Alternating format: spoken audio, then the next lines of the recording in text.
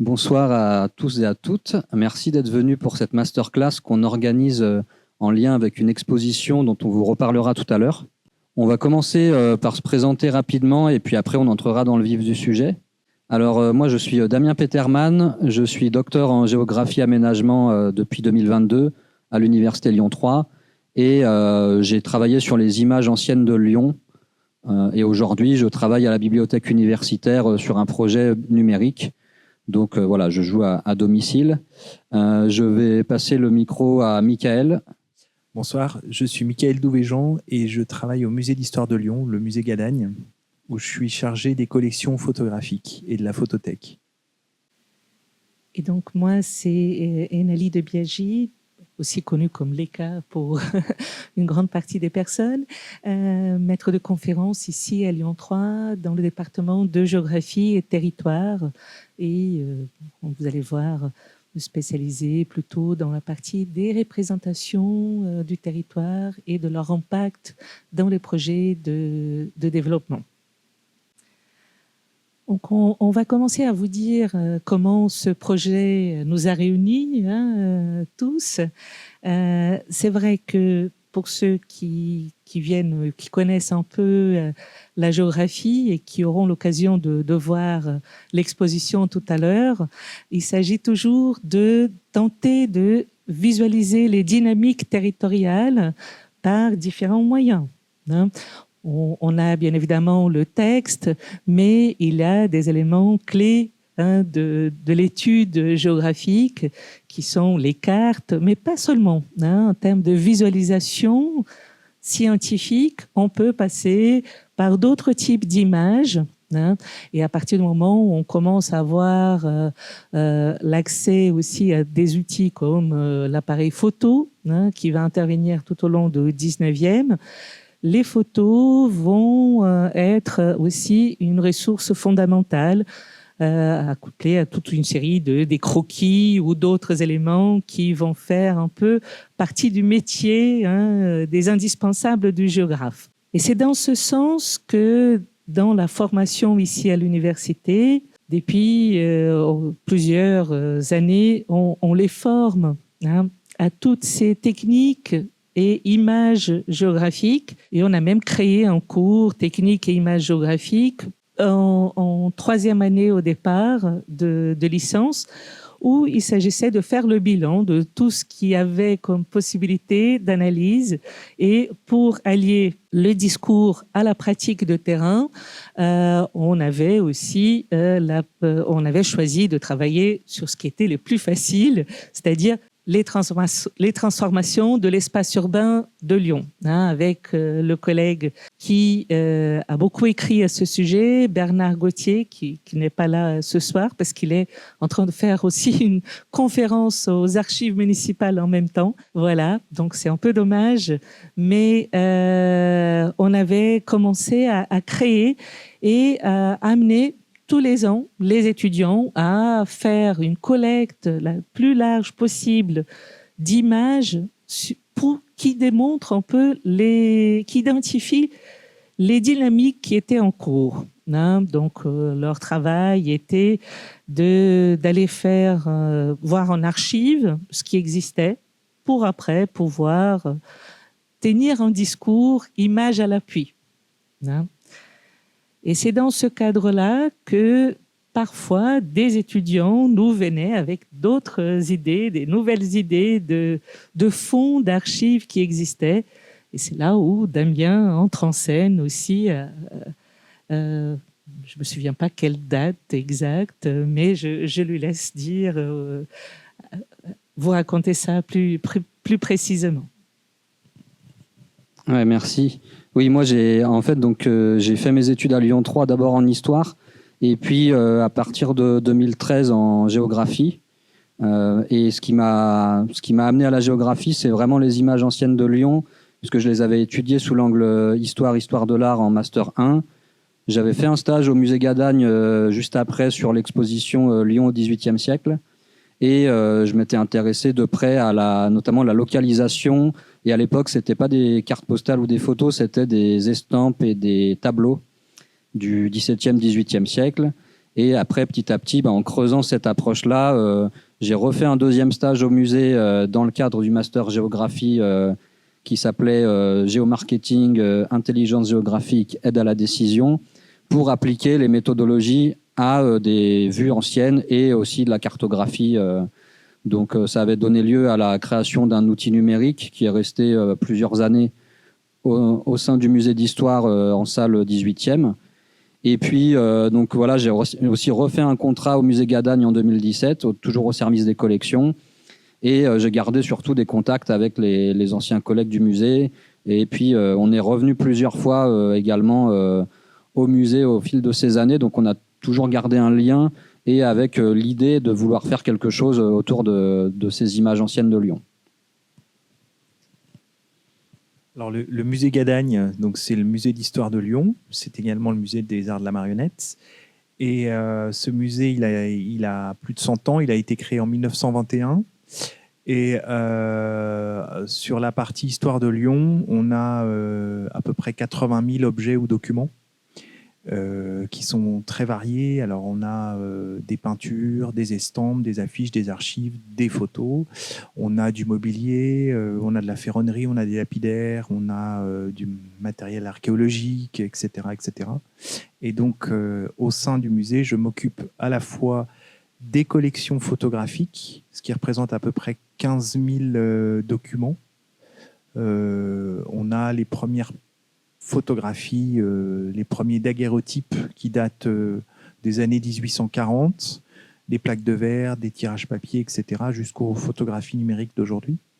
Et puis la photothèque, en fait, c'est la couverture photographique de l'ensemble des objets ou documents du musée, où on fait régulièrement des campagnes de numérisation des documents et des campagnes photos des objets, pour pouvoir ensuite, après, utiliser toutes ces images en interne pour nos publications, pour nos expositions, et à l'extérieur pour des publications, des ouvrages, des expositions également, etc.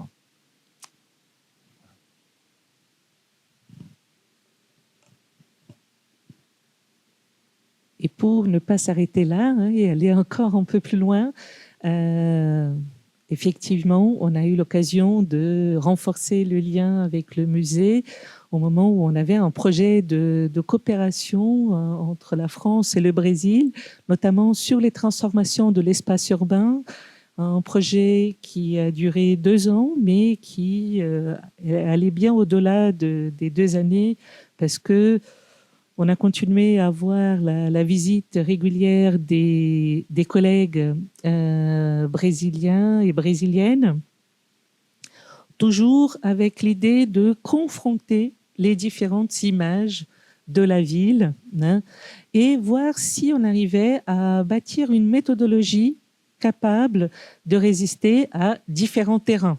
Donc là, vous allez voir qu'il y a un panneau là dans le couloir qui parle un peu de comment est-ce qu'on peut comparer une ville comme Lyon à 1,5 million d'habitants, avec une dynamique que vous connaissez, avec une métropole comme São Paulo au Brésil, donc 20 millions d'habitants avec une autre dynamique complètement différente. Donc si on pouvait trouver une méthode d'analyse des différentes images qui montrent de différentes manières aussi les dynamiques qui sont en cours, qui résistent à 2 terrains si divers, là, on aurait bien évidemment, on serait sur la bonne voie, on aurait des conditions de tester cette méthode d'analyse, de ne pas prendre comme certains une seule vision de la réalité, mais de la confronter à différentes sources possibles.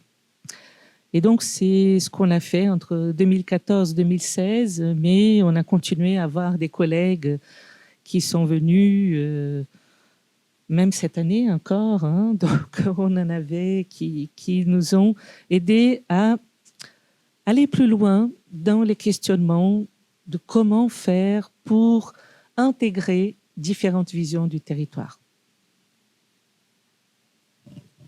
Donc voilà pour le contexte, ça a duré, hein, vous voyez, depuis plusieurs années et c'est pas évident de mettre en place un projet, un partenariat entre recherche et entre université et institutions patrimoniales. Hein, il y en a pas énormément qui existent parce que ça nécessite du temps, justement, de l'interconnaissance et des occasions de le faire.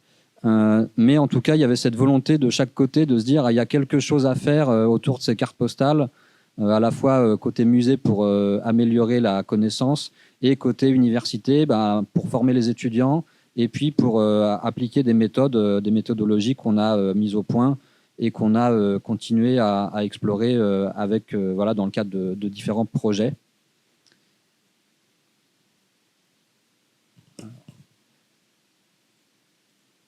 Alors voilà, pour les objectifs du projet, l'objectif principal, mais on va revenir dessus à travers la présentation, c'était de créer une base de données spatiale, donc avec des données géographiques, qui correspondent à une indexation fine des cartes postales.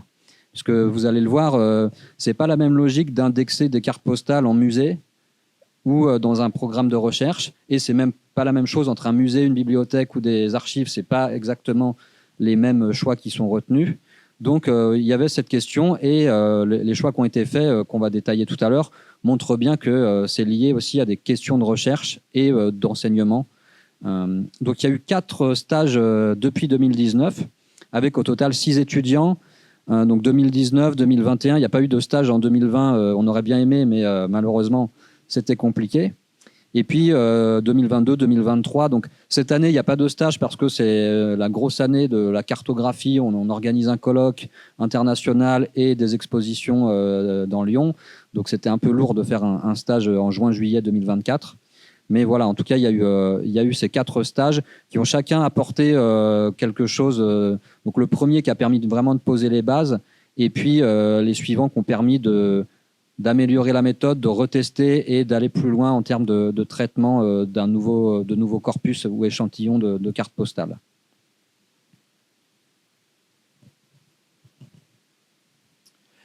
Alors, le choix s'est vite donc porté sur les cartes postales et notamment celles qu'on avait au musée Gadagne. D'une part parce que Damien était venu plusieurs reprises faire des stages chez nous et que donc il connaissait un petit peu les fonds qu'on pouvait avoir au musée. Et puis parce qu'on avait un fonds assez important. Au total, on a plus de 2000 cartes postales dans nos fonds qui ont été acquises de différentes façons. Alors, par don, par achat, achat à des particuliers, achat à des associations. Voilà. Et donc, ça représente plus de 2000 cartes postales avec 2 fonds assez conséquents. Le premier, je vais parler du plus ancien, c'est le fonds qu'on appelle PDR. Ça, c'est une question de localisation, de 997 cartes postales.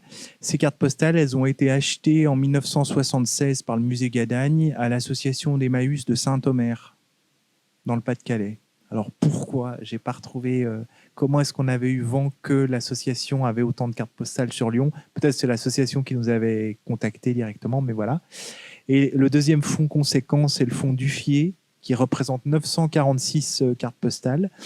Ce fonds Duffier, en fait, il a été donné par la veuve de Monsieur Duffier, qui était un grand collectionneur de cartes postales, qui avait des milliers de cartes postales, qui a écrit des livres sur les cartes postales de Lyon, etc. Et donc, lorsqu'il est décédé en 2004, sa veuve nous a proposé ces cartes qu'on a achetées. Voilà.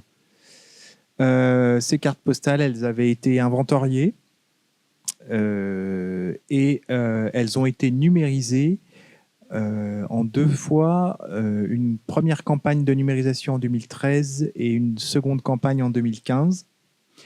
Lorsqu'on numérise les documents, on ne fait pas du systématique recto-verso. Par contre, on numérise systématiquement le verso de la carte lorsque on a une indication, une date, un tampon, etc., etc. Lorsqu'il n'y a rien, en fait, on numérise pas le verso.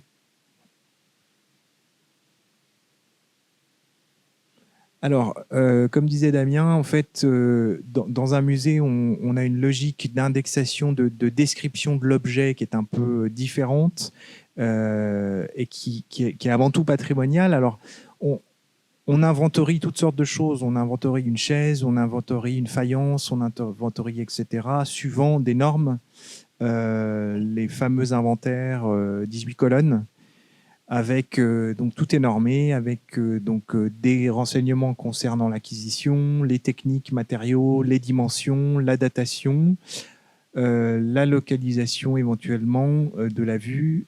Et puis après, il y a toute une sorte d'indexation. Puis après, il y a des données beaucoup plus techniques, etc. Mais sur l'indexation, on restait sur quelque chose d'assez général, vaste. Et c'est pour ça notamment qu'on a été intéressé par ce travail effectué par les étudiants, de pouvoir adapter en fait et puis préciser, affiner cette indexation dans notre base de données en fait. Complétée.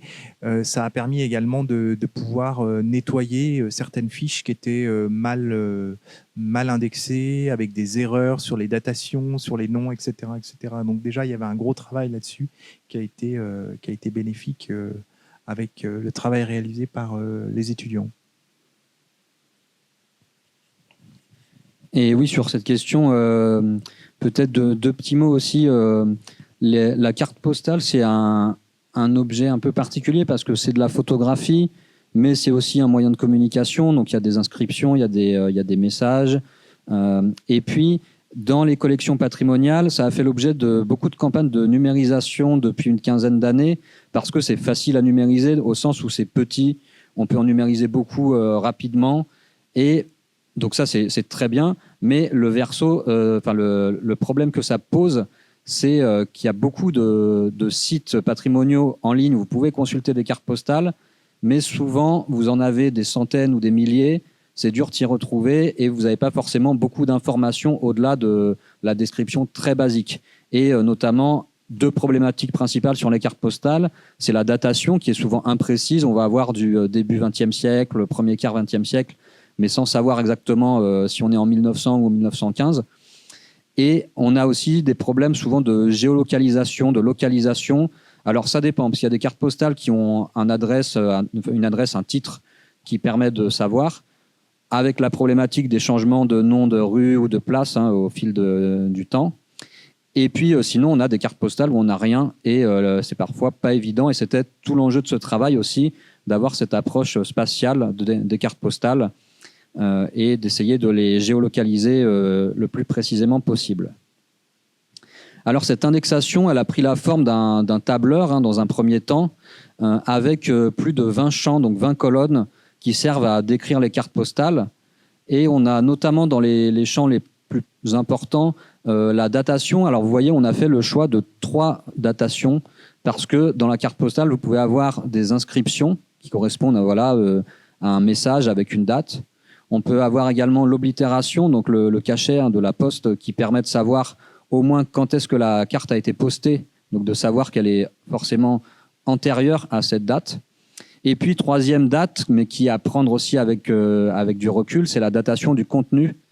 Parce que parfois, la carte postale peut avoir été créée bien longtemps après la photographie qu'elle utilise. Donc, c'est très utile, la datation du contenu, pour voir aussi les évolutions de l'espace urbain. Mais comme c'est le cas pour d'autres documents iconographiques, il peut y avoir un décalage plus ou moins important. Ensuite, on a le type de vue. Alors là, on a fait le choix entre des grandes catégories, mais déjà pour distinguer si c'est des vues générales de la ville, si c'est des vues particulières, et également si c'est plutôt des vues de bâtiments, d'édifices ou des vues urbaines type rue, place, etc. On a les adresses qui permettent de géolocaliser déjà en partie.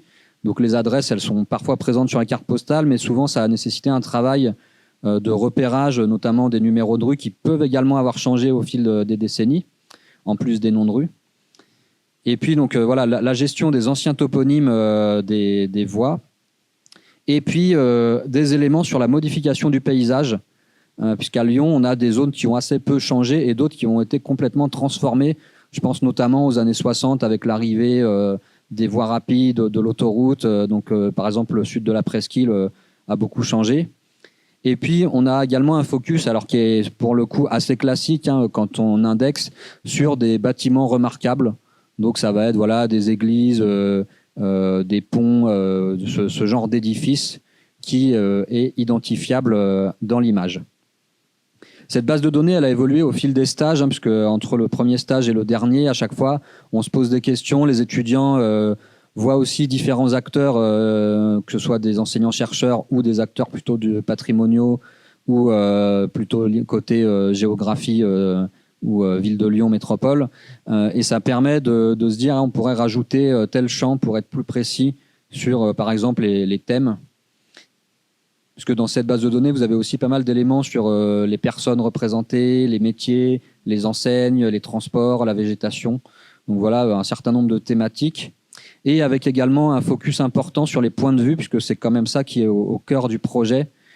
C'est-à-dire, pas uniquement de se dire depuis quel endroit a été prise la photo, mais tout ce qu'on peut indiquer sur ces points de vue, notamment... si on a des informations de hauteur, puisque les cartes postales, certaines étaient prises au sol, certaines étaient prises depuis des bâtiments, et puis certaines étaient prises depuis des échelles, puisque les photographes utilisaient souvent des échelles, notamment quand il y avait des événements avec de la foule. Ça permettait d'être un peu en surplomb et d'avoir des vues plus générales. Il y a également la question, est-ce que le point de vue est atteignable ou non? Donc ça, les étudiants le font dans un premier temps sur l'ordinateur, à travers des photos Google Street View ou autres, à travers les plans également. Et puis ensuite, on en reparlera tout à l'heure, il y a un travail de terrain avec la question de savoir si on peut retourner au même endroit aujourd'hui. Et alors, dans certains cas, c'est assez simple. Dans d'autres cas, c'est plus compliqué pour des questions assez simples. Hein. C'est que si c'est pris depuis le milieu de la route, c'est compliqué de se poser en plein milieu de la route quand il y a des voitures qui arrivent. Mais bon, parfois, on peut le faire. Ça dépend de l'heure de la journée aussi. Et puis, il y a des endroits où carrément, on ne peut plus aller parce que c'est une propriété privée, c'est un garage, ou alors, certains, on peut y aller, mais il n'y a plus du tout la même vue. Par exemple, sous le pont de la Mulatière, voilà, il y avait des belles vues de la Saône au début du XXe siècle. Et aujourd'hui, on n'a plus du tout le même paysage. Mais ça nous intéresse justement. Et puis, les étudiants ont aussi beaucoup travaillé sur la fiabilité de la géolocalisation. C'est-à-dire se poser la question si le point qu'ils ont placé, il est vraiment fiable, ou est-ce que ça pose justement des questions. Et ça va dépendre. Souvent, c'est la présence d'éléments identifiables qui permettent de repérer le point de vue. Mais sur certaines cartes postales, on a que du bâti ordinaire, de la végétation qui aujourd'hui n'existe plus. Et c'est compliqué de savoir à quelques centimètres, quelques mètres près où on est. Sachant que la géolocalisation, hein, même au niveau de la ville de Lyon, de la métropole, c'est parfois à quelques mètres près. Donc il y a toujours une petite incertitude. Et après, on en reparlera sur la gestion dans le logiciel. Il y a la question de comment on peut aussi donner des informations sur l'orientation. Parce que vous connaissez peut-être des projets qui placent des points pour dire voilà, tel point de vue sous forme de cercle, hein, de figuré en forme de cercle, mais on perd l'information sur dans quelle direction est prise la photo. Donc ça, on peut le faire assez facilement avec les points cardinaux, et puis après une rotation qui permet de gérer ça dans le logiciel.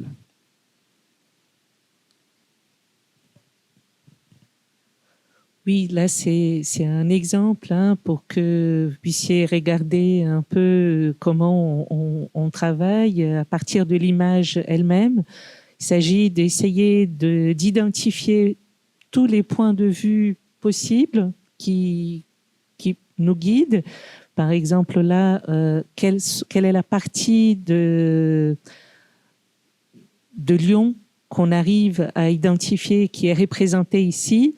Là, on va se baser aussi sur des cartes anciennes. Donc, si vous connaissez un peu les fonds cartographiques, par exemple, les fonds topographiques, les plans topographiques des archives municipales, hein, il y a 2 séries qui sont très intéressantes, celle au 2000e et celle au 500e, qui sont toutes en ligne et qui nous permettent de tenter de prendre, à partir d'une carte postale, quelle est la partie de la ville qui est représentée.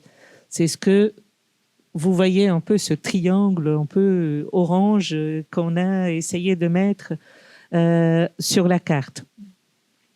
Après, on va essayer aussi d'identifier tous les objets qui peuvent nous donner des précisions supplémentaires. Hein. Est-ce que si par exemple on arrive à identifier les noms d'une enseigne commerciale, hein, ça va nous aider parce que on pourra aller voir un peu plus tard quelle était la période d'activité de telle enseigne par rapport à d'autres. Hein, qu'est-ce qui occupait l'espace de Lyon à tel moment?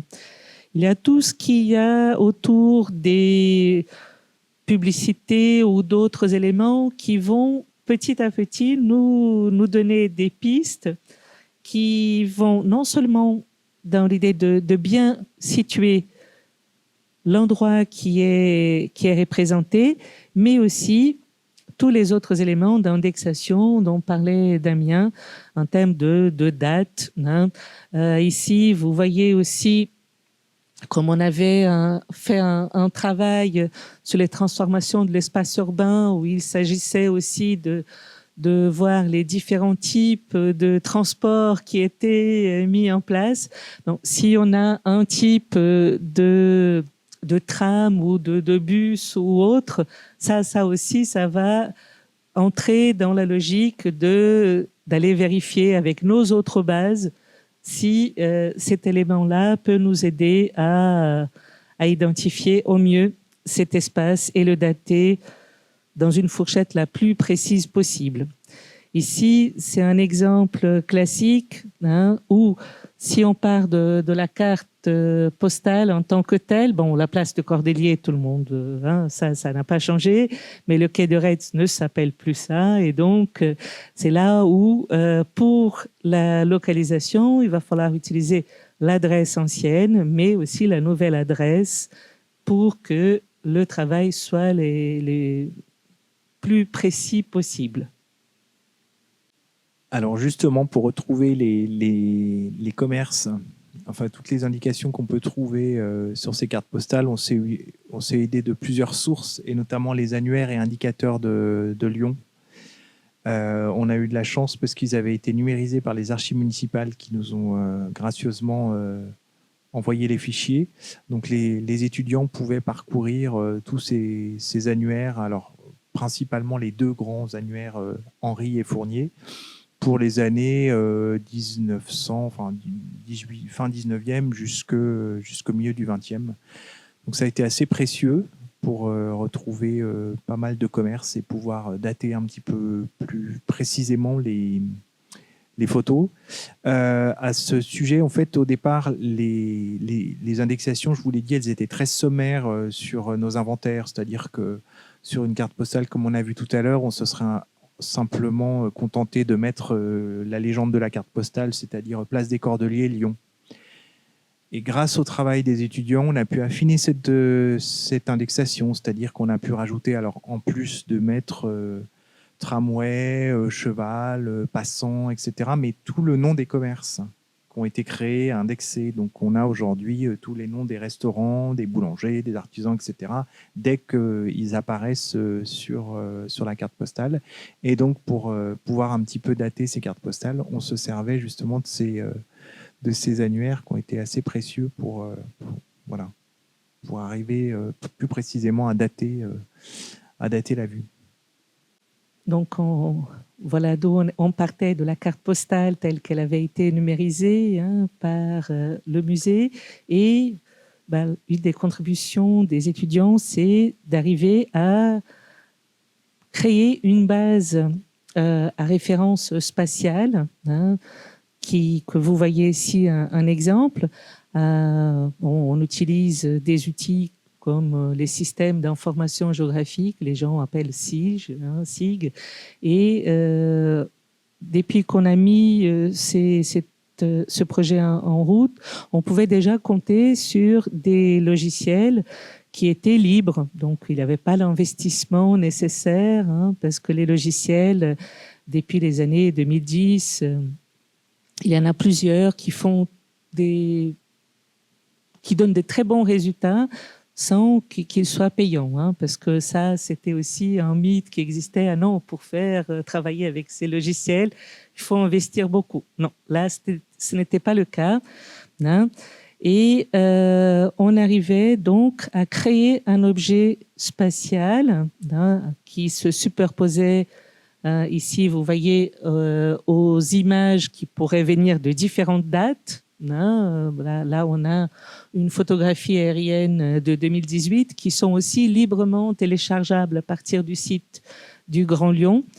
Et on va pouvoir créer un objet, un point par carte postale avec l'orientation et tous les éléments qu'on a réussi à regrouper, hein, de manière à ce que la spatialisation elle-même nous aide, hein, à aller parfois avec des informations plus importantes, notamment ici, vous voyez représenter un peu la question du relief, hein, qui pourrait contribuer à mieux comprendre les conditions, hein, aussi dans lesquelles les cartes ont été prises. On a fait l'option de varier les différentes couches cartographiques aussi, que ce soit pas simplement la photographie aérienne, mais qu'il y ait aussi d'autres fonds cartographiques.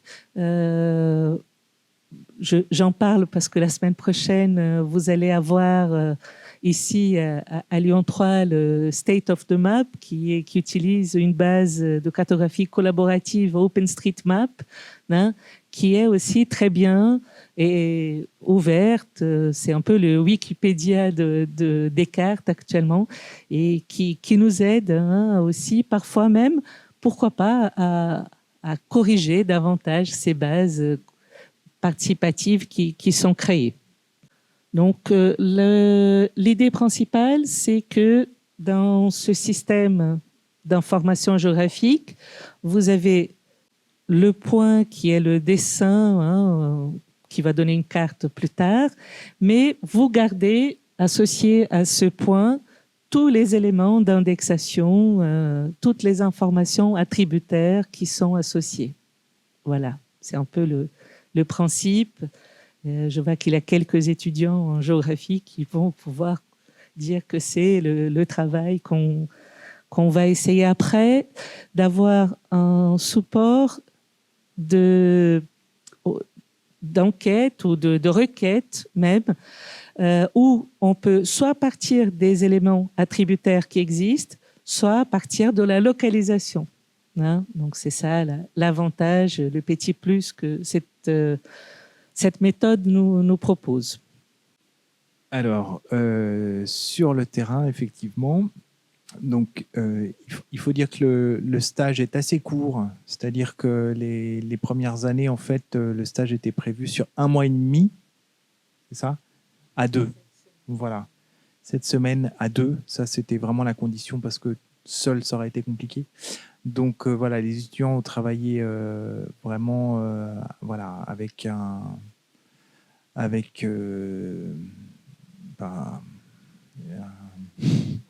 rythme assez soutenu. Et le stage avait lieu de la mi-mai jusqu'au début juillet. Et en fait, au moment des prises de vue, on s'est rendu compte que ce n'était pas forcément la meilleure période à Lyon pour faire des photos, pour plusieurs raisons. Déjà, parce que lorsqu'on arrive au mois de juin, il peut faire très très chaud. Donc, on décalait les séances photos, on les faisait plutôt le matin, de bonne heure, ou voilà, dans des moments où on savait qu'il allait faire moins chaud. Et puis surtout, à cause de la végétation. Parce que mai, juin, c'est là où les arbres sont en fleurs, en feuilles, etc. Donc la végétation est très abondante et ça peut être un obstacle pour la prise de photos. C'est-à-dire que quand on doit prendre un bâtiment, mais que on n'a pas les échelles des photographes de l'époque et que en fait on a des platanes devant nous, des choses comme ça, c'est assez compliqué de refaire la photo à l'identique, quoi. Donc on s'est posé la question de savoir si il ne serait pas préférable de décaler les prises de vue à une autre période, l'hiver de préférence, sachant qu'il n'y aura pas forcément la même luminosité. Mais bon, là, on n'est pas sur l'esthétique, on est vraiment sur essayer de refaire la photo le plus à l'identique. Voilà, ça a été... on en a beaucoup discuté, voir si on pouvait éventuellement décaler le stage à une autre période pour arriver à justement, au niveau des photos, à faire quelque chose qui serait vraiment plus ressemblant. Et ce qu'on peut dire aussi sur le terrain, c'est que aujourd'hui, les étudiants ont quand même à disposition des outils numériques que vous connaissez, smartphones, tablettes, qui permettent d'avoir des coordonnées. Quand on prend une photo, on a tout de suite les coordonnées qui sont enregistrées dans les métadonnées de la photo. Et puis, ils ont aussi fait des parcours, parce qu'il y avait, donc, comme disait Mickaël, la logique en quelques semaines de traiter rapidement. Donc, toutes les photos, toutes les cartes postales n'ont pas pu être refotographiées sur le terrain parce qu'il y en avait trop. Et puis, surtout, il y a la question de comment on va d'un point à un autre. Donc, vous voyez à gauche, là, des parcours qui ont été faits par les étudiants. Et puis, aussi une comparaison. Alors, ça, c'était surtout pendant le premier stage entre la photo avec le smartphone, mon appareil photo numérique, qu'est-ce qui est le mieux. Et surtout, ça permet également de vérifier la géolocalisation. Donc ça, on s'en est rendu compte, on s'en doutait quand même beaucoup, mais ça a permis de se rendre compte que ça ne suffit pas d'être dans son bureau, d'utiliser Google Street View ou autre, et des plans pour avoir le point précis. Dès qu'on retourne sur le terrain, dès qu'on va sur le terrain, on se rend compte de certaines choses et ça permet de corriger les erreurs ou en tout cas d'améliorer et puis parfois de se rendre compte d'un contexte avec tous les éléments qu'il y a autour, que ce soit des bâtiments, des voies, des cours d'eau, etc., qui permettent de mieux comprendre en fait le lieu et la carte postale ancienne. Alors justement, un des aspects du stage, c'est ce qu'on appelle la rephotographie.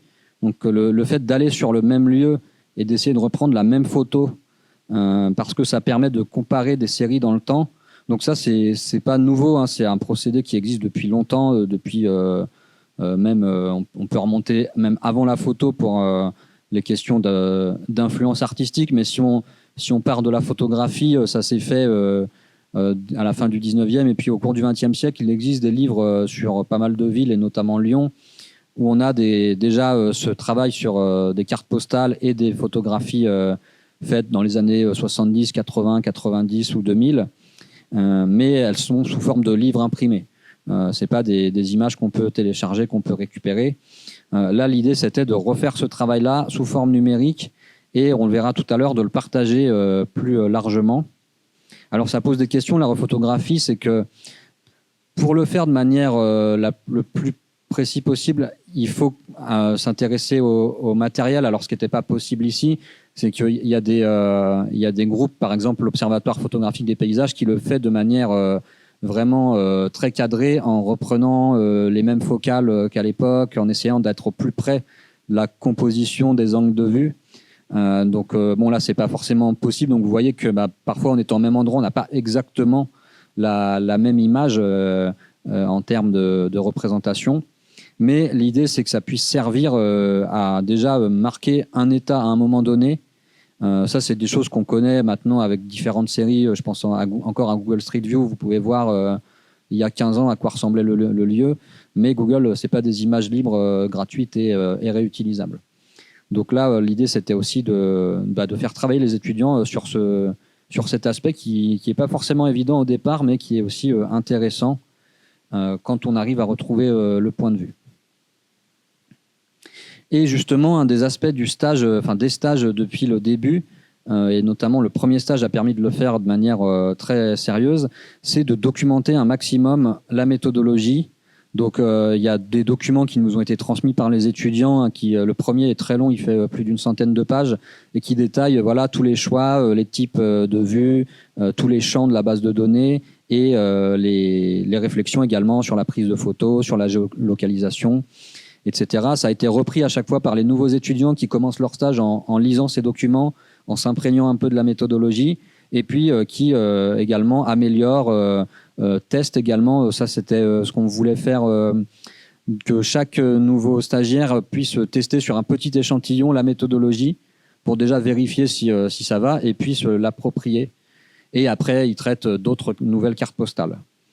Voilà, donc ça, c'est des documents qui, malheureusement, pour l'instant, on n'a pas pu les partager pour des raisons de manque de temps, parce que une des difficultés du stage, c'est que les étudiants le terminent en juillet et après, souvent, partent en master, pas forcément à Lyon, et c'est compliqué d'avoir un suivi. C'est aussi pour ça que c'était difficile d'avoir des étudiants aujourd'hui pour présenter avec nous. Et en tout cas, il y a un véritable enjeu de valorisation, mais qui pose question et qui nécessite encore du temps, mais on espère pouvoir le faire au fil du temps. Voilà un exemple où l'étudiante en question s'est mis presque en danger pour faire le même type de prise de vue. Vous voyez là, donc c'est quand même pas évident là sur la couverture. Vous voyez que là, elle a dû le faire très vite et donc là, pas question de travailler sur les focales ou autre chose. Hein, donc. Alors le travail des étudiants, leur présence à Gadagne a permis d'échanger justement avec de nombreux acteurs lyonnais. C'était en fait pour nous l'occasion de réfléchir un petit peu à la valorisation de ce travail, parce que, comme je vous l'ai dit tout à l'heure, la première des choses, c'était le côté pratique de dire on va mieux connaître nos collections, nos cartes postales seront mieux indexées, mais il y avait aussi derrière l'idée de valoriser ce travail et de le rendre accessible au plus grand public. Alors, contrairement aux archives municipales, par exemple, qui déjà sur leur site internet ont un onglet cartes postales où on peut consulter les milliers de cartes postales qu'ils ont de leur fonds, nous, à Gadagne, on est un peu en retard et on n'a rien, en fait, pratiquement rien sur notre site internet ou ailleurs. Donc, on a réfléchi justement aux différentes possibilités de valoriser ce travail. Et on a notamment travaillé avec ça, avec le service communication du musée, avec le service des publics. Alors le service des publics, ils ont tout de suite vu une utilisation pour les balades urbaines qui sont organisées par le musée. C'est-à-dire voilà, pouvoir télécharger toutes les images avant, après, etc. Et puis au moment où on se promène dans la ville, pouvoir les montrer. Ça, c'est une des possibilités. Et puis, au niveau de la communication et donc de la valorisation, et notamment sur le site internet, on a très vite été emballé par le projet de business géographique, de pouvoir intégrer justement la fameuse carte qu'on montrera tout à l'heure avec les petits points. Vous cliquez, vous avez l'image qui apparaît avant, après, etc. Et puis quelques mots sur le point de vue. Donc ça, c'est un projet qui est aujourd'hui qui n'est pas abouti, mais qui est en cours. Et puis, ça nous a permis aussi d'échanger beaucoup, alors notamment avec Data Grand Lyon. C'est Damien qui nous avait fait connaître ce service et tout ce qu'il projetait de faire. Et donc, ils ont été tout de suite intéressés par notre travail. Et on a pu verser, il y a 2 ans maintenant, les cartes postales dans la grande base de Data Grand Lyon.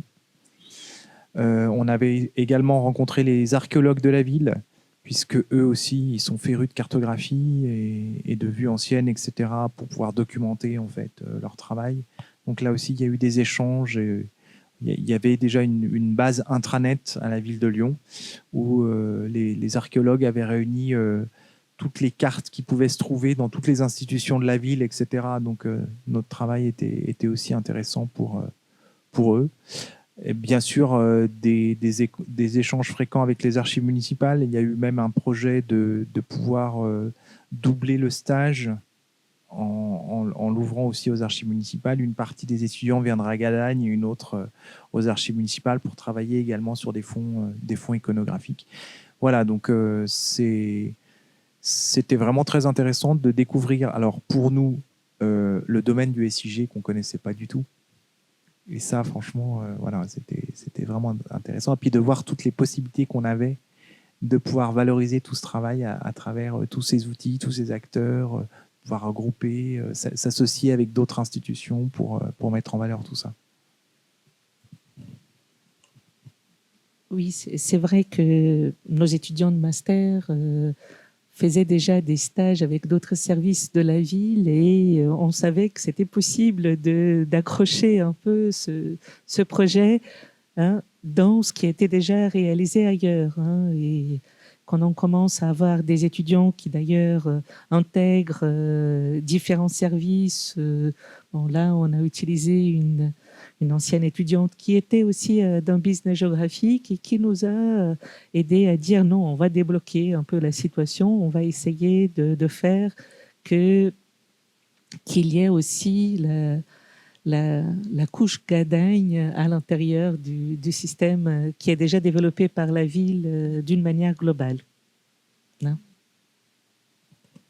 Oui, on va reparler tout à l'heure de business géographique, mais c'est une entreprise qui est basée à Villeurbanne et qui fait des logiciels métiers pour, notamment pour la ville de Lyon, hein, et puis pour différents services, différentes collectivités.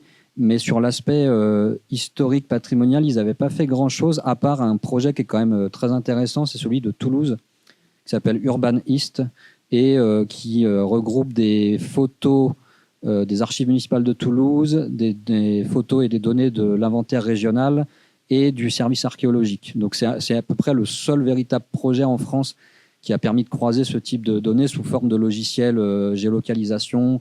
Ils en ont même fait des déclinaisons en applications mobiles, balades urbaines, etc. Donc c'est le plus avancé. Mais Business Geographic n'avait pas trop d'autres exemples et ça les a intéressés également pour cet aspect, notamment du point de vue, hein, de cette orientation du point de vue, du avant-après. Donc ça a permis, on va dire, au stade de démo, de déjà explorer cela. Oui, et c'est ça, développer des nouvelles fonctionnalités à travers leur outil qui s'appelle Géo. Alors sur les principaux résultats de ces stages et du projet où on en est aujourd'hui, déjà le premier rapport, c'est la meilleure connaissance de ces cartes postales anciennes de Lyon. Alors c'est une meilleure connaissance qui est double, hein, parce qu'elle est à la fois sur les cartes postales en elles-mêmes. Comme disait Mickaël, ça a permis d'améliorer les notices, d'enrichir pas mal d'éléments. Et puis, notamment sur des thématiques qui peuvent intéresser très largement, hein, parce que ce n'est pas forcément uniquement des géographes ou des historiens qui peuvent être intéressés, hein. Il y a des choses sur les commerces, sur les transports, sur la végétation, qui peuvent intéresser des services de la ville ou de la métropole, et qui peuvent intéresser des particuliers, d'autres personnes, d'autres chercheurs, par exemple en écologie pour la végétation, etc. C'est également une meilleure connaissance sur l'évolution, les transformations urbaines, hein, puisque c'était un des sujets dès le départ, et ça permet sur certaines zones, certains quartiers, d'avoir des images et des informations où on croise avec d'autres sources. Alors ça, c'est encore des choses qui peuvent être améliorées au fil du temps, mais moi, par exemple, j'ai étudié pour ma thèse des guides de voyage et ça recroise tant sur l'usage des photos, qui sont parfois les mêmes que celles des cartes postales, ou que sur l'évolution du territoire lyonnais à différentes dates. Oui, en fait, on a pu avoir des bonnes surprises. Par exemple, on avait des a priori en disant que autrefois la ville était beaucoup plus verte, et en fait, en comparant, il y a certains endroits où il y a beaucoup plus d'arbres aujourd'hui dans certains quartiers qu'il y a 100 ans. Et au contraire, effectivement, il y a sans doute, à des périodes, il y a eu plus d'arbres dans certains autres quartiers qu'aujourd'hui. Mais voilà, et ça a intéressé notamment Data Grand Lyon, puisque eux, ils ont toute une série de cartographies sur les arbres. Tous les arbres sont recensés, et donc sur des cartes, etc.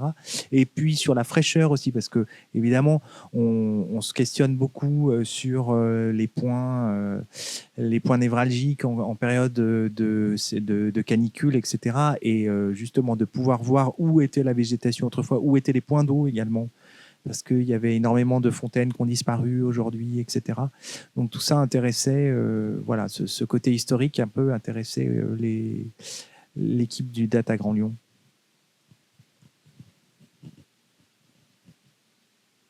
Oui, je pense que le plus intéressant, c'est, moi je parle en tant que géographe au départ, hein, mais qu'il faut sortir un peu de sa zone de confort et aussi être confronté à d'autres disciplines et essayer de croiser le regard pour qu'on puisse avancer. Parfois, on arrive à des limites en fait de ce qu'on arrive à proposer, et justement ce type de projet, c'est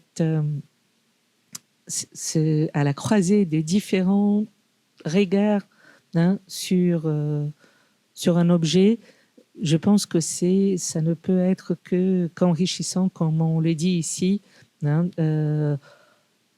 Pour nous en tant qu'enseignants-chercheurs, mais surtout aussi pour les étudiants qui ont participé, qui ont pu bénéficier d'une expérience qui leur a, pour la plupart, d'après leur retour, permis éventuellement de conforter aussi un choix de travail ou d'expérience professionnelle pour la suite. Et on avait beaucoup d'étudiants parfois qui étaient dans la double licence histoire-géo et qui ont pu utiliser cette double compétence aussi et s'affirmer davantage plus tard. Oui, et puis pour compléter sur les résultats, donc vous voyez 775 cartes postales étudiées au fil des 4 stages. Donc on n'est pas encore à la moitié, mais quasiment du fond, des 2 fonds dont Michael a parlé tout à l'heure.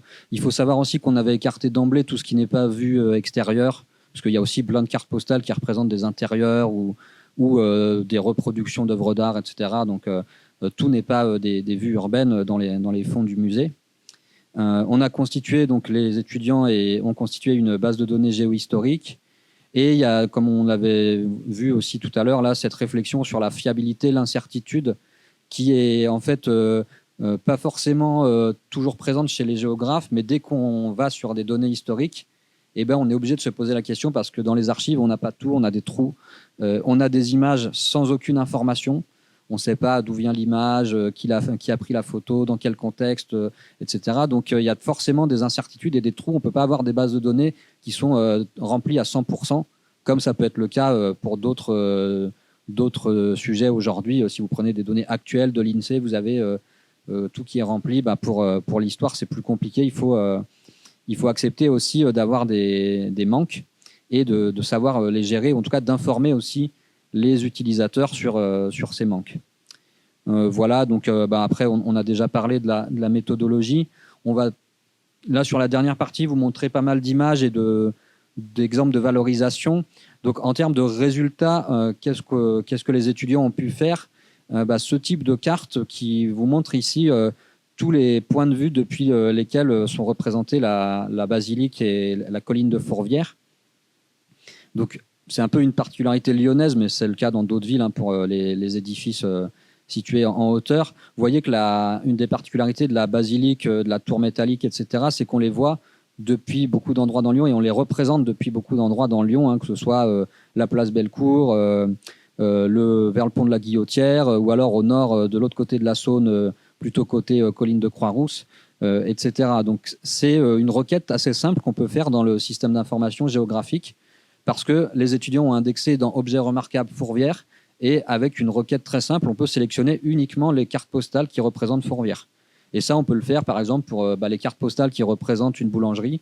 On peut le faire sur plein d'éléments à partir du moment où ils sont dans la base de données.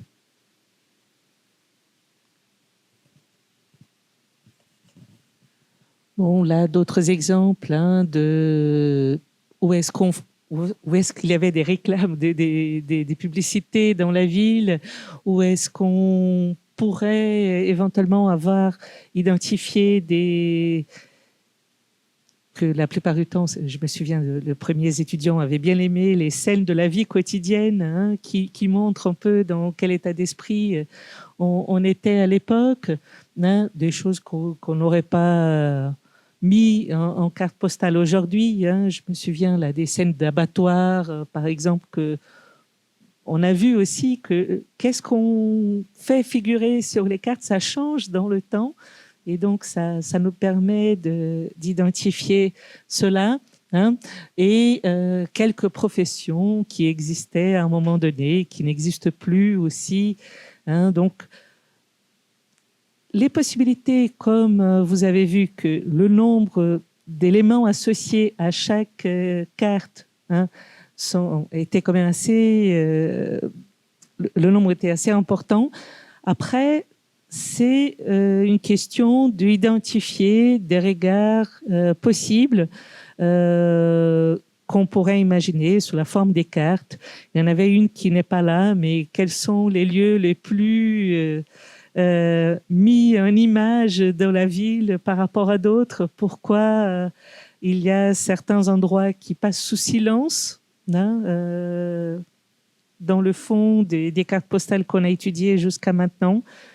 Après, c'est aussi intéressant de savoir pourquoi on ne les a pas montrées, même si, comme je vous disais auparavant, ce qui faisait objet d'une carte postale a beaucoup changé dans le temps.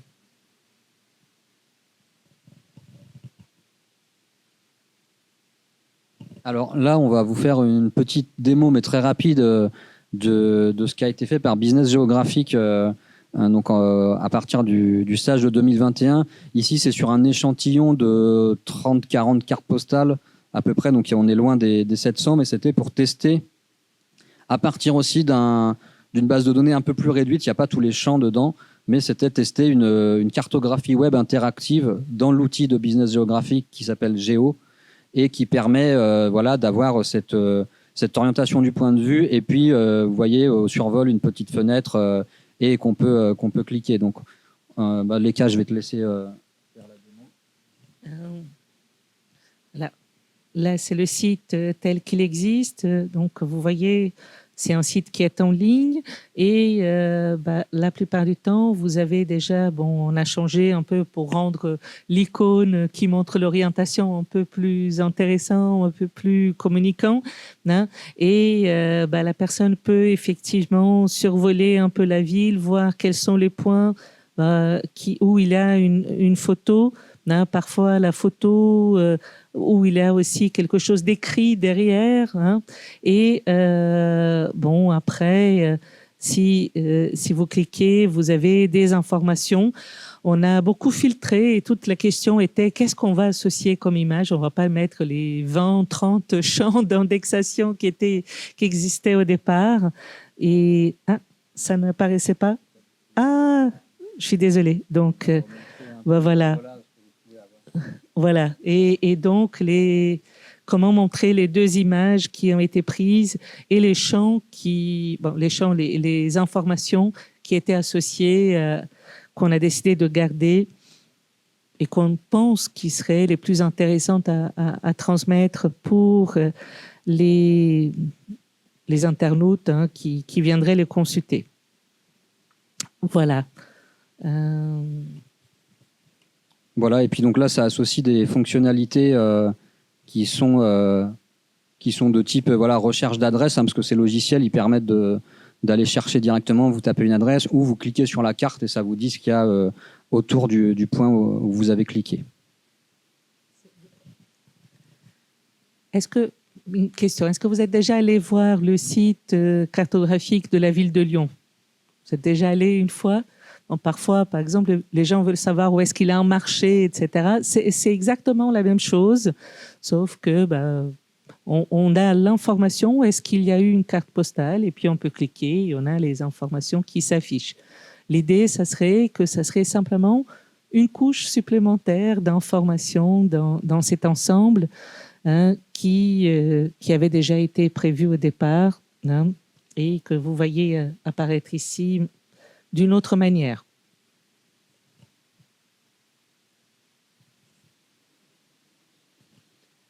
Alors le travail des étudiants, il a aussi été valorisé à travers de nos expositions permanentes et notamment durant le stage de 2022. C'est le stagiaire Alexandre Ougon. Alors il était venu tout seul et je crois qu'il avait que 3 semaines de stage.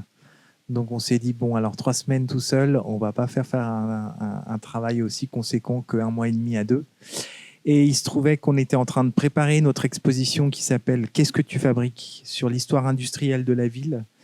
Et on avait un projet de montrer aux visiteurs la présence de l'histoire industrielle de la ville et sous forme de 3 cas de figure. Premier cas, un site industriel qui n'a pas été démoli mais sert aujourd'hui à autre chose. Alors là, on est dans ce cas-là. c'est-à-dire la manufacture des tabacs, qui était un site industriel et qui aujourd'hui est une université. Le deuxième cas, c'est le site a été complètement démoli. Il n'y a plus rien. Enfin, il y a des immeubles récents, etc. Et le troisième cas, c'est le site n'a pas changé. C'est-à-dire aujourd'hui, c'est encore une usine, etc. Il y en a très peu, mais il y en a encore quelques-uns. Et donc, avec l'aide des concepteurs de l'exposition, on a sélectionné une dizaine de cas de figure. Et donc, l'étudiant est allé à la recherche, dans un premier temps, des photos anciennes, puis sur le terrain pour faire des photos récentes. Et donc, tout ça est présenté dans un diaporama dans les salles du parcours permanent. Alors, on n'a pas mis en fait les deux images côte à côte, comme par exemple dans Business Geographic.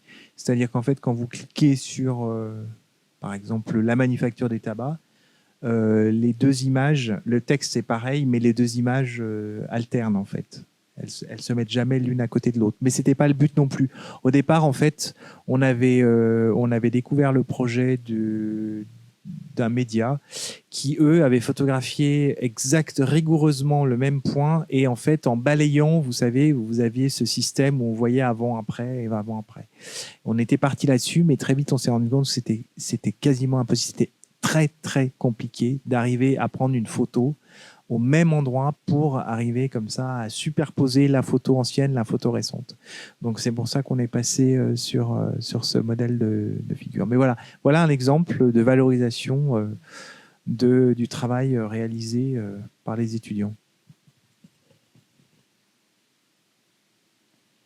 Et donc, dernière valorisation en date, c'est celle dont parlait Mickaël tout à l'heure, c'est la mise en ligne en open data d'un jeu de données qui correspond à l'essentiel du travail qui a été réalisé, puisqu'il y a un peu plus de 700 cartes postales qui sont donc disponibles dans Data Grand Lyon, la plateforme d'open data de la métropole, aux côtés de plein d'autres données, les orthophotographies aériennes, les écoles de la métropole, etc. Donc c'est un des premiers fonds patrimoniaux qui est dans Data Grand Lyon, et c'est le premier jeu de données en open data du musée Gadagne également. Il faut savoir que ça permet aussi ce genre de projet de rencontrer des acteurs et de faire des étapes importantes aussi pour le partage des données. De la même manière que les archives municipales ont partagé depuis maintenant 3 ans un index des voies de Lyon qui est mis à jour régulièrement et qui a aussi servi beaucoup aux étudiants et qui sert beaucoup aux chercheurs pour avoir l'évolution des toponymes et des tronçons aussi de voies, puisque c'est toute une histoire, ça, les voies qui sont recomposées au fil des décennies. Donc là, je vais vous faire une petite démo. Simplement, ça, c'est des choses que vous pouvez aller voir en ligne sur ce jeu de données. Donc vous avez les données qui sont visibles sous forme de table attributaire ici et de cartes. Donc vous voyez à peu près ces 700 cartes. Elle concerne essentiellement la presqu'île. Vieux-Lyon, Fourvière. Mais on a aussi pas mal de cartes postales, Parc de la Tête d'Or, Villeurbanne, etc. Ou encore Confluent, Gerland, par rapport au site industriel. Puisque, comme disait Léka tout à l'heure, une des grandes évolutions de la carte postale, c'est que fin 19e, début 20e, elle est très large en termes de sujets. Scènes de la vie quotidienne, marché, abattoir, commerce, transport, etc. Carte de visite d'entreprise également. Et après, au fil des décennies, c'est devenu vraiment de la carte touristique. Et aujourd'hui, quand vous allez dans un commerce qui vend des cartes postales, vous avez un choix très limité et très touristique. Alors, c'est un peu le même phénomène qu'on a eu dans les guides, où aujourd'hui, ce qui est mis en avant, c'est surtout en termes d'image, notamment, c'est les lieux les plus emblématiques, Place Bellecour, Place des Terreaux, Fourvière, etc. Donc il y a eu une réduction en termes de sujets et de lieux. Ces données, elles sont en licence ouverte, donc c'est la licence Etalab qui permet beaucoup d'usages, y compris commerciaux, à condition de citer la source et de respecter les conditions de citation. Et puis on peut télécharger ces données sur différents formats géographiques. Donc vous voyez ici GML, GeoJSON, Shape, etc., KML. Tout ça, c'est des formats qu'on peut utiliser dans des logiciels ou des applications qui gère les coordonnées géographiques. Et on a également des API, donc ça permet de récupérer directement depuis un site web ou un logiciel la couche cartographique et les données associées. Voilà, donc sur Data Grand Lyon, vous avez les réutilisations. Donc là, il n'y en a pas encore de réutilisation en tant que telle, mais ça pourrait être le cas. C'est vrai que sur ce jeu de données, on a encore un peu de travail à faire pour le documenter un peu mieux, parce que c'est ce qui va permettre à des gens de le réutiliser en connaissance de cause. Voilà, c'est plus d'infos sur la méthodologie, mais en tout cas, ça a permis à travers ces stages d'aller jusqu'à une mise en ligne, et on espère que le projet va continuer et va permettre d'aller plus loin, notamment sur des réutilisations, par exemple. Donc voilà ce qui est possible en termes de valorisation. Simplement, voilà, pour terminer, on a d'autres perspectives possibles, mais qui ont été pour l'instant compliquées, faute de temps principalement. C'est que le stage dure 7 semaines, parfois moins. Les étudiants sont très actifs, et puis après ils prennent des vacances ou ils travaillent et ils vont continuer leurs études en master, et donc c'est pas toujours évident. Et puis nous, de notre côté, pareil, on n'a pas forcément le temps, ni côté musée ni côté université, mais il y aurait la possibilité de publier des textes sur Histoire lyonnaise, qui est le blog qui est géré par les archives municipales et qui contient beaucoup d'articles sur l'histoire de Lyon. On pourrait aussi également verser ces cartes postales anciennes dans Wikimedia Commons, puisqu'elles sont dans le domaine public. C'est donc une possibilité, ce qui permettrait de les rendre également davantage visibles et d'illustrer des articles Wikipédia, par exemple sur les rues de Lyon. Côté OpenStreetMap, là aussi, il y a sans doute des possibilités de coopération, des choses à faire. Et puis, comme disait Michael, côté musée, il y a des valorisations possibles à travers différents programmes, différents outils, mais notamment les balades urbaines, qui sont quand même une des caractéristiques des musées Gadagne, de pouvoir proposer au fil de l'année plein de balades commentées dans la ville sur différents sujets, qui vont du skate à l'histoire de Lyon. Voilà, donc ça peut aller assez loin. Et voilà, on va juste terminer avec 2 mots sur ce qui se passe en ce moment à Lyon autour de la cartographie. Et je laisse la parole à Léka. Oui, une des raisons pour laquelle il n'y aura pas de stage cette année, c'est qu'on sera occupé lors de la première semaine de juillet avec cette conférence internationale sur l'histoire de la cartographie. C'est une conférence qui a lieu tous les 2 ans et que depuis 1987 n'était pas revenue en France. Donc c'est la première fois, et en 1987 c'était à Paris et c'était pas à Lyon. Donc on a réussi à obtenir le droit de les réaliser. Pour vous donner une idée, c'est à peu près 200, plus de 200 personnes, parce que là, on commence à faire le bilan. On sera 250 personnes réunies autour des 5 jours d'échanges, sous la forme de conférences, mais aussi des ateliers d'exposition, parce qu'il faut que... L'idée principale de cette conférence, c'est qu'elle ne reste pas simplement à l'intérieur d'un monde des passionnés de l'histoire de la carte, mais qu'il y a un rayonnement au-delà. Et c'est pour ça que on est un peu censé parler de l'histoire de la cartographie en même temps qu'on réalise cette rencontre, bien au-delà d'ailleurs. Donc vous voyez... Nous, on était très contents parce qu'on a réussi à mobiliser un peu les institutions lyonnaises qui ont répondu présent en disant oui, on a des possibilités de travailler sur l'histoire de la cartographie à partir de certaines entrées. Donc, je vous invite à aller voir ces expositions qui sont toutes gratuites et certaines vont finir bientôt. Déjà, bientôt, j'ai dit juste après l'événement, parce qu'elles ont déjà été inaugurées depuis le mois d'avril, donc celle de la bibliothèque municipale qui travaille un peu sur comment l'Europe a utilisé les cartes pour représenter le lointain. C'est une très belle expo où il y a fantastique. Ne restez pas simplement au premier étage, là où il y a l'expo. Il faut monter au 4e étage, où il y a le globe qui est enfin visible, l'ancien globe de la bibliothèque municipale qui risque d'être remis un peu en cachette juste après le 12 juillet. Donc, si vous voulez voir un exemple d'un savoir-faire lyonnais de 1700 qui est assez remarquable, il faut monter au 4e étage parce que le globe, il fait quand même 1,70 m de diamètre et donc il ne bouge pas facilement. Hein. Donc, il faut dire que c'est un peu compliqué. L'autre exposition qu'on a eu beaucoup de plaisir à participer et organiser avec les archives départementales, c'est justement le détail et l'ensemble. Hein. C'est comment les cartes ont permis à différents moments d'être utilisées aussi bien pour la planification dans les différentes parties du territoire du département du Rhône.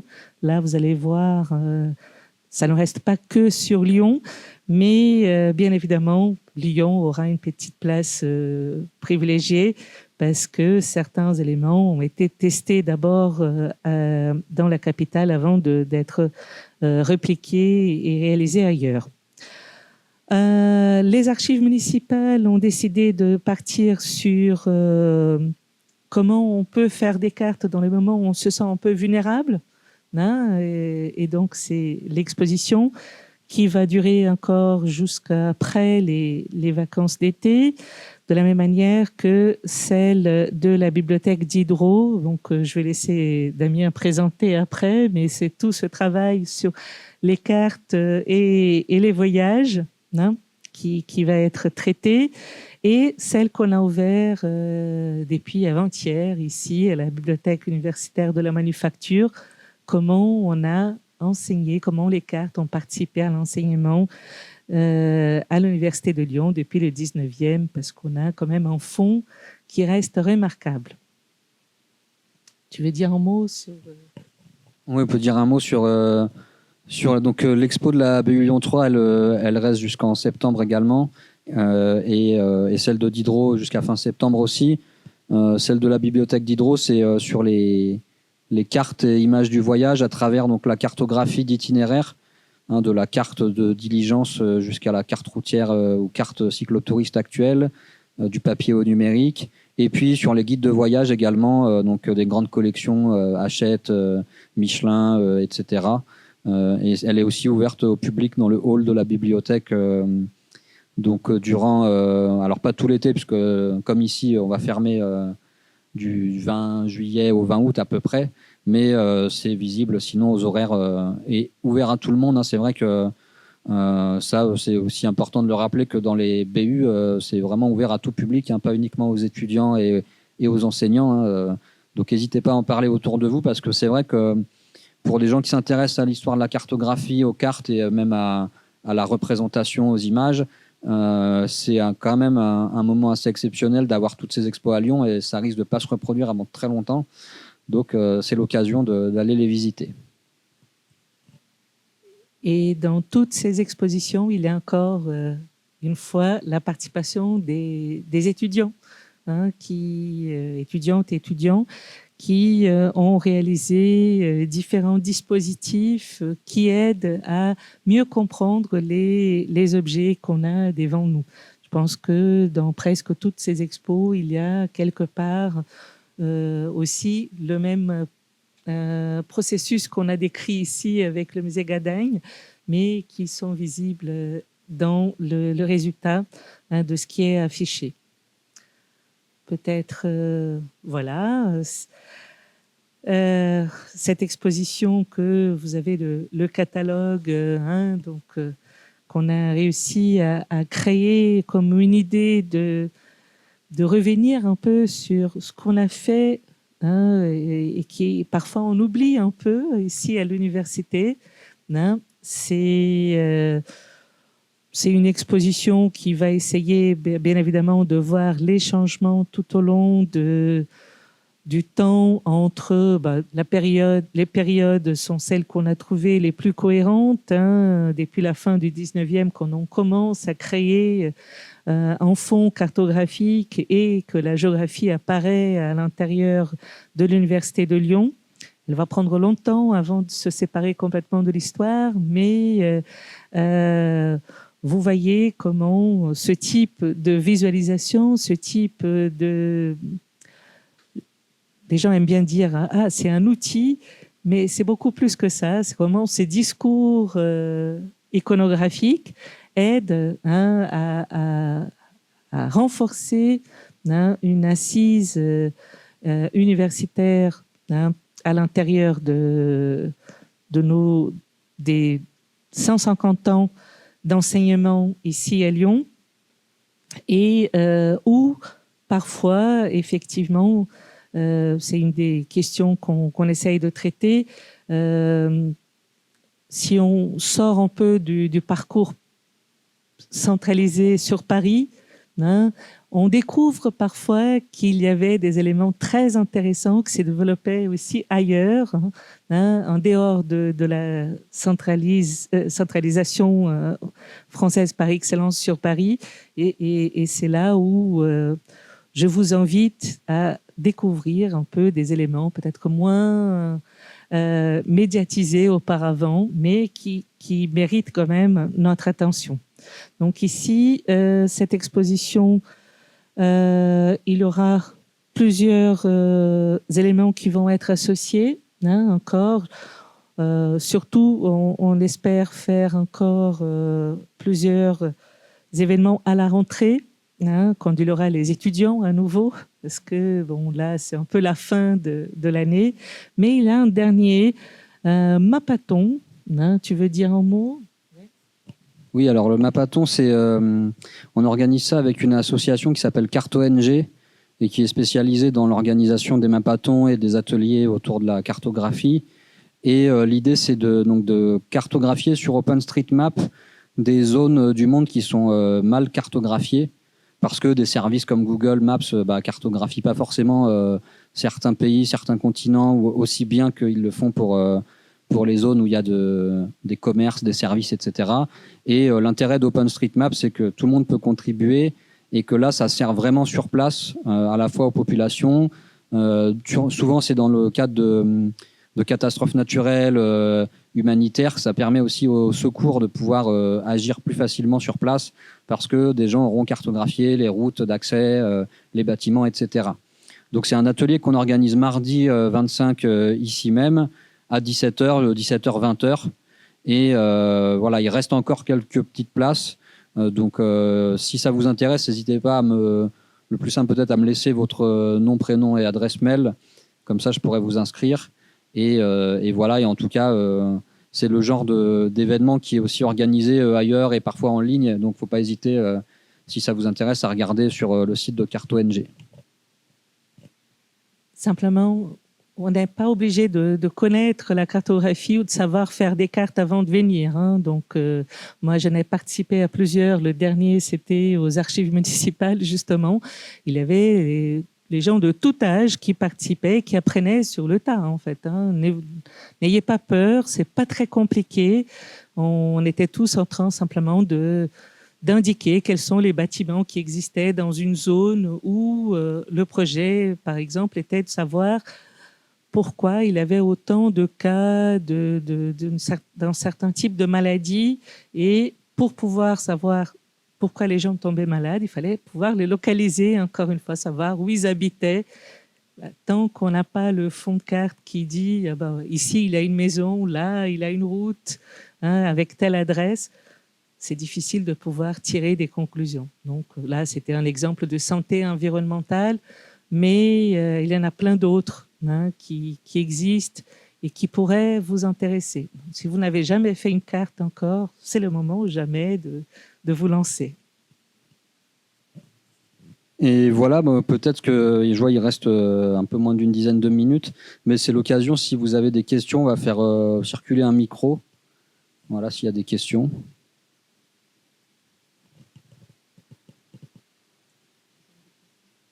Après, peut-être peut-être qu'il n'y a pas de questions. Hein.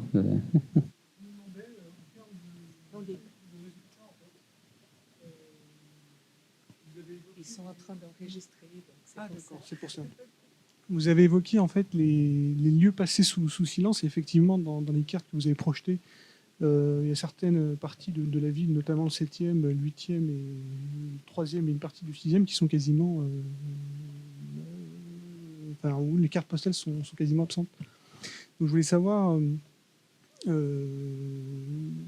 sont les lieux qui sont représentés, si vous avez pu établir une liste par exemple en termes de type de lieux qui sont représentés dans ces lieux passés sous silence. Par exemple, dans le 7e arrondissement, enfin dans le sud du 7e ou dans le sud sur la à Perrache, quoi. Est-ce que c'est plutôt, c'était des zones industrielles, donc est-ce que les cartes postales, par exemple, représentaient des usines, éventuellement, c'est une question que je me pose. Oui. Oui, ben c'est. Et alors, il y a beaucoup d'éléments industriels dans ces cartes postales parce que la plupart sont quand même réalisés entre 1900 et 1920. Quand voilà, c'est une période donc surtout avant la Première Guerre mondiale. Il y a beaucoup d'éléments industriels. Alors après, c'est vrai que Lyon, c'est aussi ce qui nous avait intéressé dans le projet franco-brésilien, c'est cette place de l'industrie qui est souvent un peu oubliée à Lyon, ou en tout cas, on parle beaucoup de la soierie, mais il y avait plein d'industries, chimie, automobile, etc., mais beaucoup d'autres. Ça, c'est des choses qu'on peut bien voir avec les cartes industrielles, donc notamment celle des archives municipales, qui est dans l'expo des archives municipales, je crois. Voilà. Puisqu'il y a aussi des risques associés à l'industrie. Alors là, c'est difficile de vous répondre en détail parce que c'est aussi lié aux collections. Les collections du musée Gadagne ne sont pas forcément celles des archives municipales en termes de couverture de cartes postales. Là où c'est diversifié, c'est qu'il peut y avoir des choses très différentes. Alors le mieux, ce sera d'aller voir sur cette page-là où vous pouvez cliquer et vous avez, alors pas toujours, mais souvent, vous avez la photo ancienne ici. Donc, ça peut être simplement des vues de rue. Ça peut être des vues d'événements. Donc, effectivement, il y a beaucoup de cartes postales devant la cathédrale Saint-Jean ou dans des endroits où il y avait L'expo de voilà, 1914. exactement. Ouais, l'expo de 1914, donc à la Altony-Garnier et également une partie du sud du confluent est beaucoup représentée en cartes postales. Ça avait beaucoup été utilisé par le musée quand il y a eu l'expo sur Lyon Centre du Monde, là, l'exposition de 1914, le catalogue il est rempli de cartes postales en fait, parce que c'est là où on a eu le plus d'images. Donc c'est assez varié. C'est difficile de donner une typologie. Je ne sais pas si Michael, tu penses à d'autres choses. Non, donc voilà, je pense que le mieux c'est d'aller voir en détail et puis après. Dans ce que les étudiants ont produit dans leurs documents, ce qui ressortait pas mal, comme on a dit tout à l'heure, c'est les scènes de la vie quotidienne. Il y a beaucoup de scènes, il y a en tout cas des scènes avec des animaux, des troupeaux qui sont amenés en ville pour aller à l'abattoir. C'est ça. L'usage des fontaines et de l'eau, on pense aux lavandières, mais on pense également à une époque où il n'y avait pas forcément de l'eau courante pour tout le monde, où aussi c'était un lieu de sociabilité, la fontaine de la place. Il y a des fontaines qui ont changé de place également au fil du temps. Et voilà. Et après, il y a tout ce qui est de l'ordre de la statuaire, des monuments. Ça, c'est plutôt des photos qu'on va retrouver dans les guides touristiques à la même époque ou dans les ouvrages sur Lyon. Mais voilà, c'est quand même très diversifié et c'est difficile de donner une typologie. Mais il y a quand même une bonne partie, un peu comme aux périodes précédentes, qui sont des vues assez générales parce que Lyon s'y prête bien avec les deux cours d'eau, des vues prises depuis les quais, depuis les ponts. Ça, c'est quelque chose d'assez classique dans l'iconographie lyonnaise.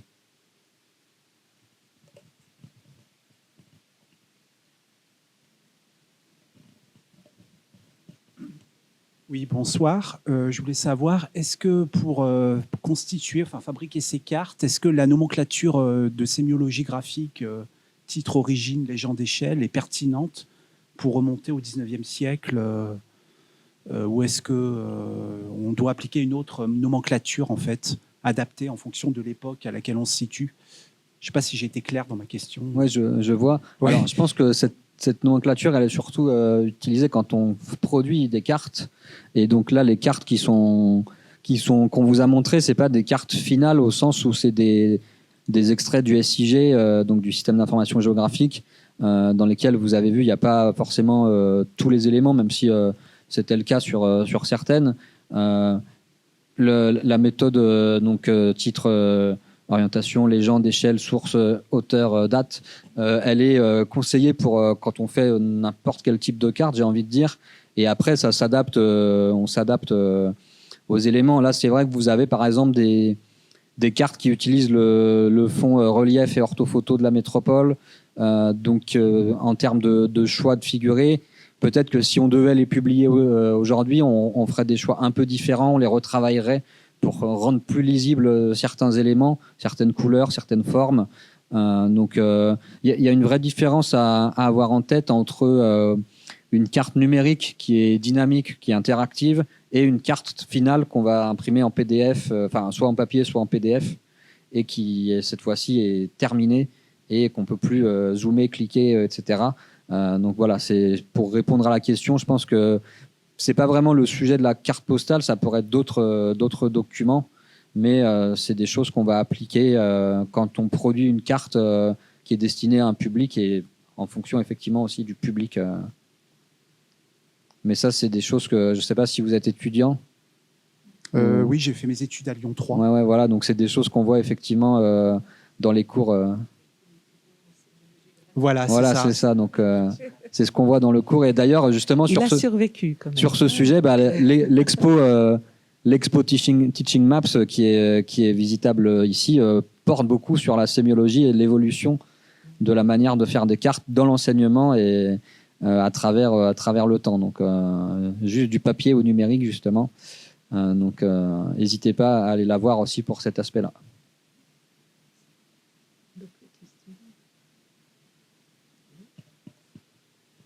Oui, donc merci pour tout ce travail. J'ai déjà donné un coup d'œil et j'ai trouvé une ou deux erreurs de géolocalisation. Quel est le meilleur moyen pour faire remonter les ROS sans que ça se perde dans les tuyaux et les méandres? Bonne question. Le mieux, c'est peut-être de nous envoyer. Donc, on peut vous transmettre notre adresse mail.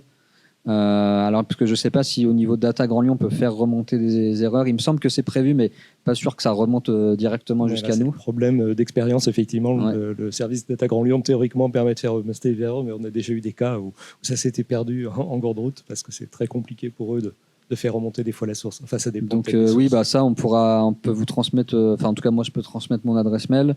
Et effectivement, oui, dans ce genre de projet, il y a forcément encore des petites erreurs ou des améliorations, et sachant qu'il y avait cette question de la fiabilité qui avait été bien cernée par les étudiants, où on préfère quand même mettre un point en indiquant qu'il est peu fiable plutôt que pas de point du tout, parce que pas de point du tout, ça veut dire que la carte n'est pas du tout valorisée et intégrée. Donc voilà, c'est aussi une nécessité. Et sachant qu'on l'a pas dit, mais qu'il y a quand même une quarantaine, quelques dizaines de cartes postales qui sont pas intégrées parce que y a vraiment pas, ça n'a pas été possible de les localiser. On a très peu d'infos et là, placer un point serait très compliqué parce qu'on pourrait être à 500 mètres du point qui correspond vraiment. Sur des cartes postales où on a que de la verdure ou que du bâti qui est difficilement identifiable, ou des zones qui ont complètement été démolies dans les années 70 par exemple, qui n'existent plus aujourd'hui et qu'on n'a aucun point de repère, là c'est très compliqué. Alors il existe aujourd'hui des outils, mais qui sont encore peu à portée du public et même des chercheurs, hein. C'est tout ce qui est bâti 3D de la ville, qui permet aussi, qui peut être un outil très utile dans ce genre de projet, mais ça nécessite des puissances de calcul et d'affichage qui, pour l'instant, sur un ordinateur classique, ça, c'est pas gérable. Mais il y a des laboratoires à Lyon, je pense au LIRIS notamment, et même en géographie, où on utilise ce genre de bâti 3D que la métropole met à disposition, parce que ça vous permet de vous placer dans la maquette et de se positionner dans la maquette et d'avoir les angles de vue tout de suite. Et d'ailleurs, eux, ça les intéresse dans l'autre sens d'avoir des photos anciennes pour pouvoir texturer leur maquette 3D qui est toute blanche, de pouvoir mettre des façades et avoir La cartographie, c'est aussi un projet qui existe à l'échelle de la France avec l'IGN et les archives nationales sur des photos aériennes.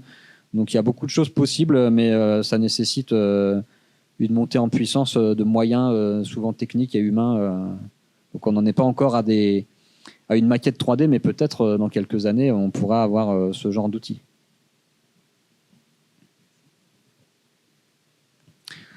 Ben voilà, je pense que s'il n'y a plus de questions, on va s'arrêter là. Merci d'être venu sous la pluie, d'avoir bravé le mauvais temps pour venir ici. Et donc, n'hésitez pas à visiter les expositions, à en parler autour de vous et à consulter les documents qui sont en ligne, les différents projets. Et donc, s'il y a besoin également de nous contacter, vous pouvez contacter la BU en mentionnant mon nom, par exemple, ou en tout cas la masterclass. Et l'info devrait me parvenir. Et puis pour l'adresse mail, je peux vous la donner tout de suite là. Merci.